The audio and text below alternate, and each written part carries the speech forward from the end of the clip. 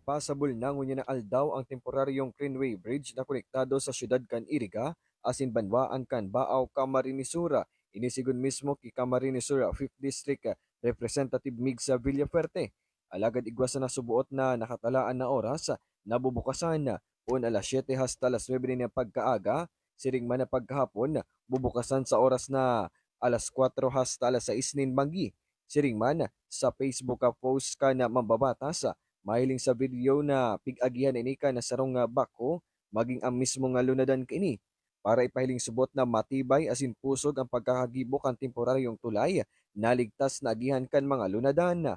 Mientras tanto, igsaysay pa kini na padagos ang construction ka na 4 lane na mas matibay na permanente nga Uaras Bridge na pigpapatindog ngunyan kan DPWH Bicol.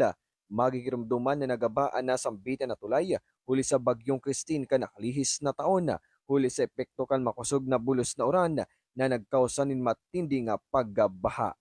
Para sa 96.7 Rinconada News FM, ini si Melchor Bungulto, nagbabalit ng tapat, naglilingkod ng sapat.